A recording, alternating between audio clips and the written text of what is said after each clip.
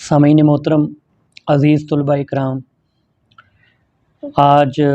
سورۃ الکاف کا 32 نمبر آیت سے پڑھیں گے۔ تو ابتدا میں عرض کر دوں، متوجہ ہو کر بیٹھیں، دل کا پیالہ خالی کر کے بیٹھیں اور طالب بن کر بیٹھیں کہ اللہ پاک ہمیں یہ طلب رکھیں کہ اللہ پاک ہمیں یہ قرآن کی دولت جو ہے، جس کو سیکھنے کے لیے، جس کو سمجھنے کے لیے، جس کو پڑھنے کے لیے آپ حضرات یہاں جمع ہیں، اللہ پاک اس کا ذوق آپ کو نصیب فرمائے، اس کا شوق نصیب فرمائے اور قرآن سمجھنے کی اللہ پاک آپ کو توفیق عطا فرمائے۔ میں ہر درس میں جس طرح کہا کرتا ہوں، اس طرح اب بھی کہتا ہوں کہ طالب جو ہوگا نا قرآن کا، سچے دل کے ساتھ جو قرآن پڑھے گا، سچے دل کے ساتھ قرآن جو سمجھے گا، اپنا آپ کو قرآن سے قرب میں لے کر آئے گا، قریب لے کر آئے گا، اللہ پاک اس کو یہ نعمت عطا فرمائیں گے اور اس کو یہ شوق نصیب ہو جائے گا۔ تو کوشش کیا کریں آپ حضرات کہ یہ جب درس ہوتا ہے تو اس میں متوجہ ہو کر بیٹھا کریں، توجہ کے ساتھ بیٹھا کریں تاکہ اس کے ثمرات جو ہیں وہ آپ حضرات کو ملیں۔ 32 نمبر آیت سے ہم پڑھتے ہیں، وَاضْرِبْ لَهُمْ بسم اللہ الرحمن الرحیم وَاضْرِبْ لَهُمْ مَثَلًا رَجُلَيْنِ جَعَلْنَا لِأَحَدِهِمَا جَنَّتَيْنِ مِنْ عَنَابٍ وَحَفَفْنَاهُمَا بِنَخْلٍ وَجَعَلْنَا بَيْنَهُمَا زَرْعًا۔ پچھلی آیات میں جو مال والے لوگ تھے، مسکین جو صحابہ تھے، جن کے بارے میں آپ حضرات کو میں نے تفصیلاً کہا تھا کہ جو ہے صحابی تھے، حضرت صہیب رومی رضی اللہ تعالیٰ عنہ تھے، بلال حبشی رضی اللہ تعالیٰ عنہ تھے، اور عمار صحابی رسول تھے رضی اللہ تعالیٰ عنہ۔ وہ رسول اللہ صلی اللہ علیہ وسلم کی بارگاہ میں بیٹھا کرتے تھے، دین سیکھا کرتے تھے، دین پڑھا کرتے تھے۔ تو قریش کے جو سردار تھے وہ وہاں آئے، مشرکین جو تھے وہ وہاں آئے اور کہتے دیکھیں جی یہ غریب لوگ ہیں، ان کے پاس تو ہم نہیں بیٹھ سکتے،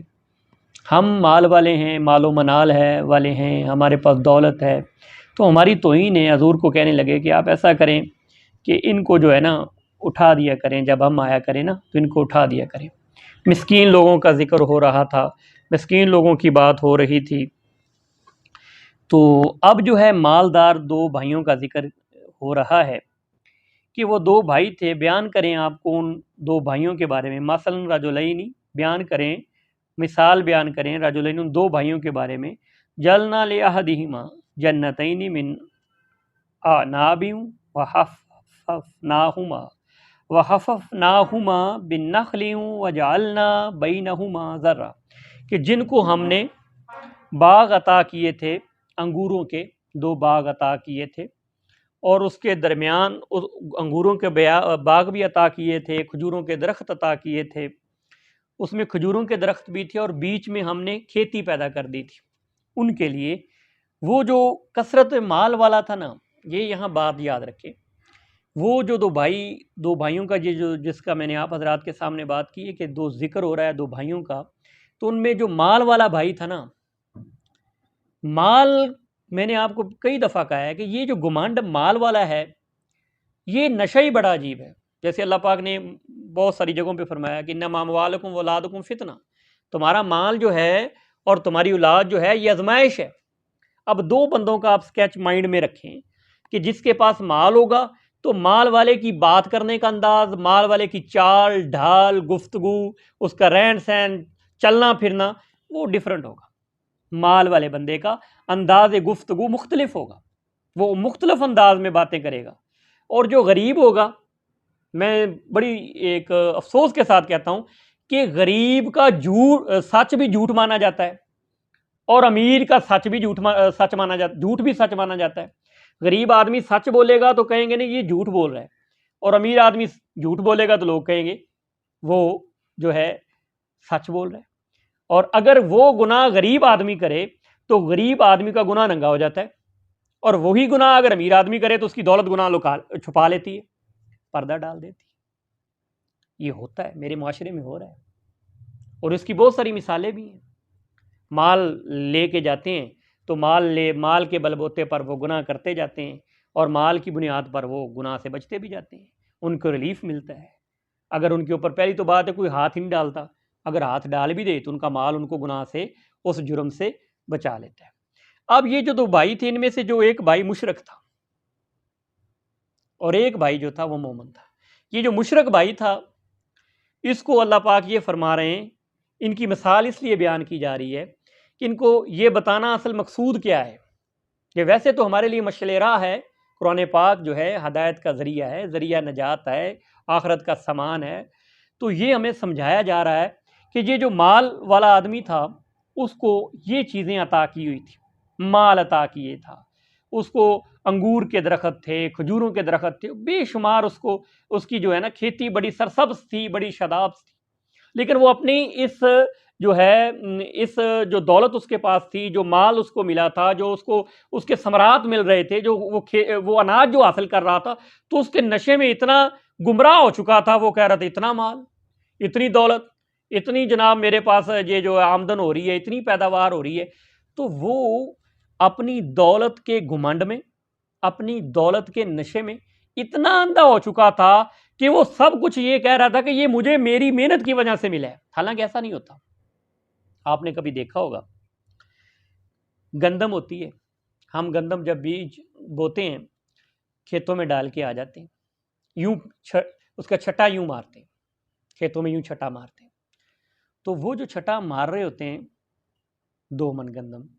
1 من گندم، 4 من گندم، 3 من گندم، وہ جو ہم کھیتوں میں وہ جو ڈال رہے ہوتے ہیں، چھٹا دے رہے ہوتے ہیں گندم کا، تو وہ تو ہم پھینک کے آ جاتے ہیں، لیکن جب پیداوار ہوتی ہے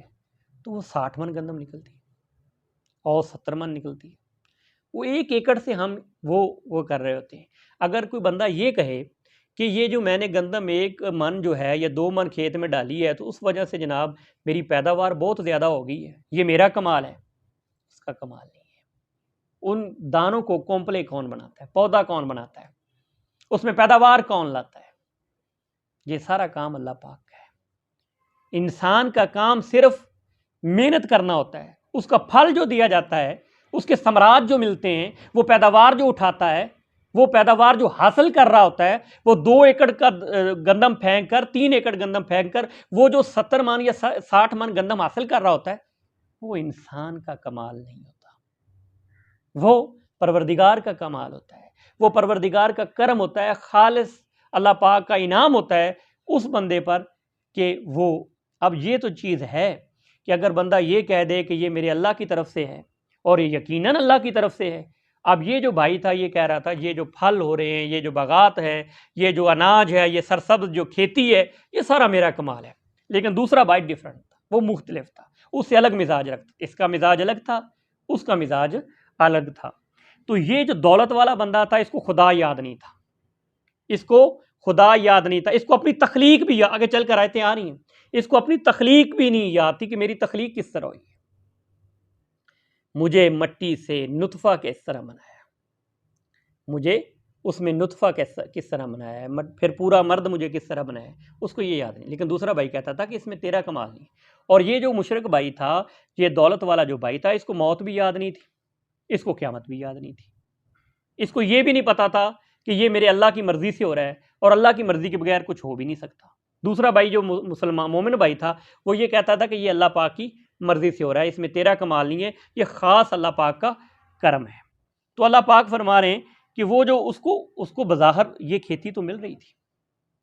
کھیتی تو اس کے پاس سرسبز تھی، مال تو اس کے پاس تھا، پیداوار تو وہ حاصل کر رہا تھا، غلہ تو وہ اٹھا رہا تھا، اناج تو اس کے پاس بہت زیادہ تھا، مال کی کثرت تھی، جمع غفیر تھا احباب کا، دولت والوں کا جو ہے اس کے پاس جمع غفیر تھا۔ اور آج بھی یہی ہوتا ہے،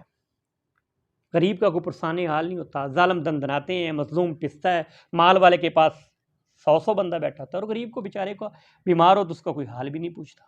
تو وہ ان باتوں پہ غرور کر رہا تھا، متکبر ہو چکا تھا، گمنڈ کر رہا تھا، اس کو غرور اس بات کا تھا کہ دیکھیں میرے پاس مال ہے، احباب میرے پاس ہیں، اولاد میرے پاس ہے، دولت ہے میرے پاس، اس بات کا نشہ تھا اس کو، اس بات کا گمنڈ تھا اس کو، اس بات کی طرف اشارہ ہو رہا ہے۔ وہ کیا کہہ رہا تھا؟ وَكَانَ لَهُ ثَمَرٌ فَقَالَ لِصَاحِبِهِ وَهُوَ يُحَاوِرُهُ أَنَا أَكْثَرُ مِنْكَ مَالًا وَأَعَزُّ نَفَرًا۔ وہ کہہ رہا تھا کہ دیکھیں یہ یہ جو ہے نا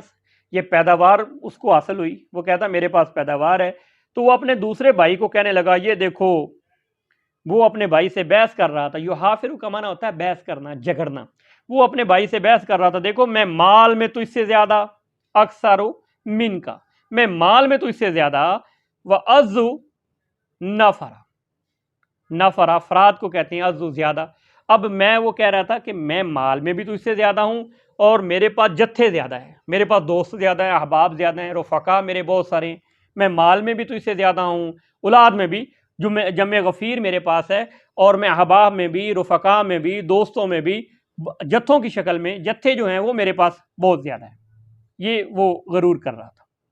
وَدَخَلَ جَنَّتَهُ وَهُوَ ظَالِمٌ لِنَفْسِهِ قَالَ مَا أَظُنُّ أَن تَبِيدَ هَٰذِهِ أَبَدًا، وہ جب ایک دفعہ باغ میں داخل ہوا، وہ جب داخل ہوا اپنے باغ میں، تو وہ اپنی جان پر ظلم کر رہا تھا، وہ ظلم کر رہا تھا، اپنی ذات پر ظلم کر رہا تھا۔ کیا کہہ رہا تھا؟ کہہ رہا تھا قَالَ مَا أَظُنُّ، میں نہیں گمان کرتا کہ ان تبید هذه ابدا، کہ مجھے کبھی کوئی نقصان ہوگا، یہ غلہ میرے پاس اسی طرح رہے گا، یہ فصل میرے پاس اسی طرح رہے گی، یہ جو میرے پاس مال ہے، یہ جو اناج میرے پاس ہے، یہ سب کھیتی جو ہے، یہ پیداوار جو میں حاصل کر رہا ہوں، یہ میری ہمیشہ رہے گی۔ کہتا میں نہیں گمان کرتا کہ اس میں کوئی نقصان ہوگا یا اس میں کوئی بربادی ہوگی، میں نہیں کہتا، گمان یہ نہیں کرتا، میرا یہ ہمیشہ ہی یہ اس طرح رہے گا۔ وما اظن الساعۃ قائمۃ، اور نہ میں یہ گمان کرتا ہوں کہ قیامت ہوگی، نہ میں یہ گمان کرتا ہوں کہ قیامت ہوگی، میں قیامت پر بھی اس کا ایمان نہیں تھا۔ آج بھی اگر ہم کسی کو کہتے ہیں یار نماز پڑھا کرو، موت آنی ہے، قبر میں جانا ہے، آپ نے جناب قیامت ایک برپا ہونی ہے، وہ زمین جو ایک اس طرح کوٹ کر زمین کو برابر کیا جائے گا، حساب کتاب ہوگا، جزا سزا کا معاملہ ہونے والا ہے، تو وہ کیا کہتے ہیں؟ وہ پینڈو کہندے نے وہ چھوڑو جی مولوی صاحب، اے جہاں مٹھا تے بیا کہہ ڈٹھا۔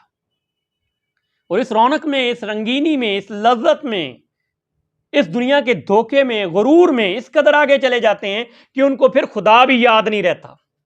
ان کو پھر موت بھی یاد نہیں رہتی، آخرت بھی یاد نہیں رہتی، اللہ کے دربار میں پیش ہونا بھی یاد نہیں رہتا، اور ان کے ساتھ کیا ہونا ہے یہ بھی یاد نہیں رہتا۔ یہ دنیا کی یہ زہر قاتل ہے، یہ دنیا زہر قاتل ہے۔ اب مال کی کثرت نے، اولاد کی کثرت نے، اناج کی کثرت نے، غلے کی کثرت نے اس کو اتنا گمراہ کر دیا، اتنا وہ گمراہ ہو چکا تھا، اس کا مائنڈ جو ہے اتنا مفلوج ہو چکا تھا، وہ اتنا لنگڑا لولا دماغ رکھتا تھا کہ وہ یہ کہنے لگا کہ مجھے تو یہ بھی نہیں پتا، میں نہیں گمان کرتا کہ میرا مال کم ہوگا، میں یہ بھی گمان نہیں کرتا کہ میرے پاس جناب یہ قیامت نہیں ہونی۔ وہ یہود بھی یہ کہتے ہیں، یہود بھی کہتے ہیں بڑی لاڈلی قوم ہے جی ہم، یہود کیا کہتے ہیں؟ ہم انبیاء کی اولاد ہیں، ہم بڑی لاڈلی قوم ہیں، پہلی تو بات ہے ہمارا حساب کتاب ہونا ہی نہیں، ہم نے مرنا ہی نہیں، اگر ہم مر بھی گئے تو ہمارا حساب کتاب نہیں ہونا، ہم انبیاء کی اولاد ہیں، انبیاء کی اولاد ہیں، ہمارا حساب کتاب کس نے لینا ہے جی؟ ہم تو جنت میں جائیں گے، جنت ہے ہی ہماری۔ اور آج کا مسلمان بھی یہ کہہ رہا ہے، جب اس کو کہہ رہے ہیں کہ یہ حرام ہے اس سے بچ جاؤ، جب اس سے کہا جا رہا ہے یہ گناہ ہے اس سے بچ جاؤ، الوہیت کے معاملے میں حساسیت جب بتائی جاتی ہے کہ اللہ اتنا غیور ہے، اللہ اپنی اتنا غیور ہے کہ اپنی ذات میں کسی کو شریک نہیں کرتا، صفات میں کسی کو شریک نہیں کرتا، اللہ بہت غیور ہے، جب ہم اس کو کہا جاتے ہیں کہ الوہیت وہ گناہ ہے جو ناقابل معافی ہے، الوہیت میں شامل کرنا کسی کو، خدا کی ذات میں کسی کو پارٹیسپیٹ کرنا، یہ اتنا بڑا گناہ ہے، یہ معافی کے قابل ہی نہیں ہے۔ اللہ پاک کو یہ اتنا برا یہ گناہ ہے، اتنا برا گناہ ہے کہ اس میں آپ یہ سمجھیں کہ اس کو معافی ملنی ہی نہیں ہے۔ مشرک کو کبھی معاف نہیں کیا جائے گا، مشرک کی عبادتیں فضول، مشرک کی شب بیداریاں فضول، تسبیحات فضول، اللہ ان کی تسبیحات کو نہیں دیکھتا، ان کی عبادات کو نہیں دیکھتا۔ ایک عقیدہ یہ ہے کہ وہ یہ کہے کہ اللہ بھی کرتا ہے اور وہ بھی کرتا ہے، بھی کے نقطے تو ختم ہو گئے۔ یہ عقیدہ رکھیں، یہ سوچ رکھیں کہ اللہ ہی کرتا ہے، اللہ کے سوا کوئی پریشانی سے دور نہیں کر سکتا، پریشانیوں کو دور کرنے والا کون؟ صرف اللہ ہی۔ یہ ہی کی ضرب لگایا کریں دل پر، یہ بیمار دل کو شفا دیں، یہ آپ کا جو بیمار دل ہے اس پر ہی کی ضرب لگائیں تاکہ بھی کے جراثیم ختم ہو جائے۔ جب سے ہمارے دل میں بھی کے جراثیم ہوئے، یہ کالا سیاہ ہو چکا ہے شرک سے، جب ہم سے بھی کہنے لگے ہیں تو پھر ہمیں اللہ پہ یقین نہیں رہا،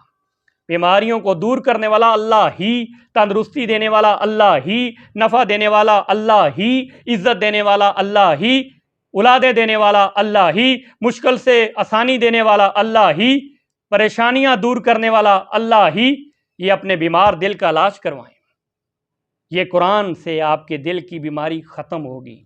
یہ قرآن سے آپ کے بھی کے جراثیم ختم ہوں گے، شرک کے جراثیم ختم ہوں گے۔ اگر شرک کے جراثیم ختم ہو گئے، آپ کی عبادات میں آپ کو لطف آئے گا۔ آپ عبادات میں جب عبادات کریں گے، جب اللہ کے دربار میں سربسجود ہوں گے، اپنی جبین نیاز جو ہے وہ جھکائیں گے، جولی جبر اللہ کے سامنے پھیلائیں گے، جب آنسو اللہ کے سامنے بہائیں گے، تو اللہ بڑا قدردان ہے۔ لیکن عقیدہ یہ رکھ، مکس نہیں، پیور خالص، یہ نہیں کچھ ادھر کبھی کچھ ادھر کچھ ادھر، کبھی ان کے در کبھی ان کے در، غم عاشقی تیرا شکریہ میں کہاں کہاں سے گیا، بس ایسا نہیں ہوگا۔ خالص عقیدہ رکھنا ہو۔ اب وہ یہ کہہ رہا تھا، گمان کر رہا تھا، بات آگے چلے گی۔ یہ باتیں کیا رونا رو اور کس کے سامنے رونا رو؟ دل خون کے آنسو روتا ہے۔ یہ میں ذہنی لذت کے لیے نہیں کہہ رہا، یہ جملے میری ذہنی لذت کے لیے میں آپ حضرات کے سامنے پیش نہیں کر رہا، میں اللہ کا قرآن رکھ کر آپ کے دلوں کی صحیح اسلام کی ترجمانی کر رہا ہوں کہ خالص دعوت اللہ کے قرآن کی دے رہا ہوں۔ میں فرقہ واریت کی بات نہیں کر رہا، فرقہ وار کے نظر تو ہم ہو گئے، قوم کو تقسیم تو کر دیا گیا۔ ممبر پہ جو مولوی کا کام تھا وہ مولوی نے نہیں کیا۔ اگر ممبر پہ مولوی یہ کام کرتا، آج لوگوں کی اصلاح ہو چکی ہوتی، لوگوں کو عقائد ان کے ٹھیک ہو چکے ہوتے، اور لوگوں کو کامل اللہ پہ بھروسہ ہوتا، کامل یقین ہوتا۔ وہ جوتے کا تسمہ بھی اگر ان کا ٹوٹتا تو وہ صرف اللہ سے مانگتا۔ آج تو فیکٹریاں لگی ہوئی ہیں، آج تو پھر ہم اپنی نظریں جھکا جھکا کر، اپنی پیشانی رگڑ رگڑ کر کیا پیغام دے رہے ہیں، کیا میسج دے رہے ہیں، اللہ کو ناراض کر رہے ہیں۔ یہ اپنی پیشانی صرف اللہ کے دربار میں جھکائیں، اللہ کے دربار میں سجدے میں جائیں، اس سے مانگیں، اس سے دوستی کریں، وہ دوستی کے قابل ہے۔ تو وہ یہ کہہ رہا تھا بھائی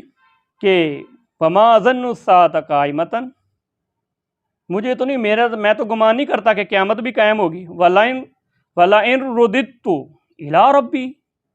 لَأَجِدَنَّ خَيْرًا مِنْهَا مُنْقَلَبًا، اور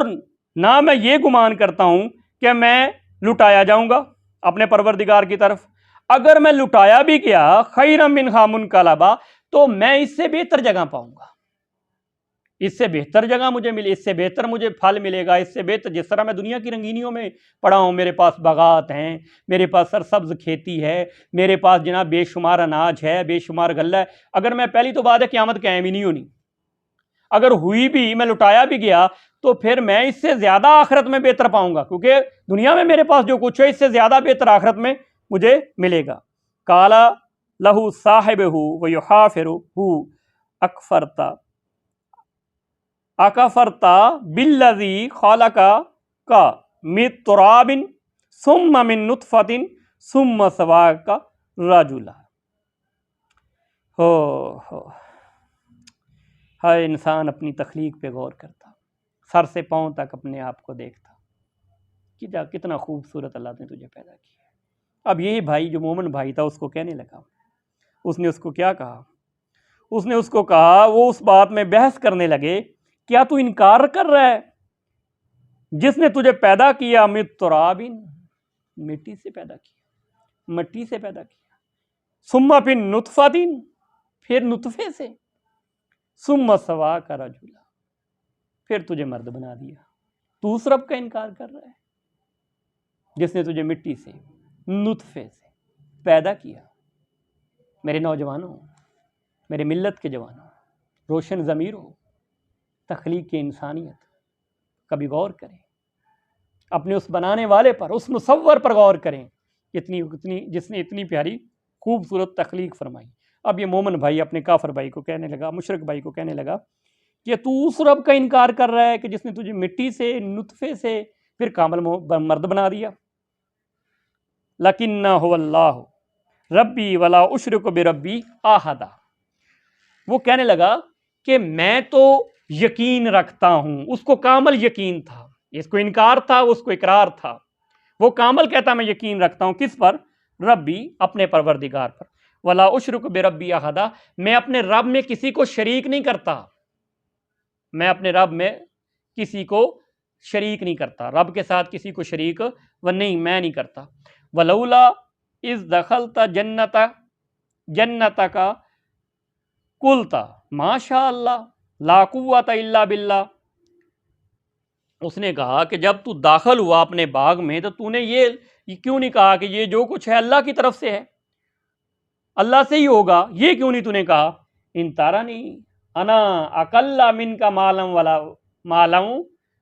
ولدا، مالا و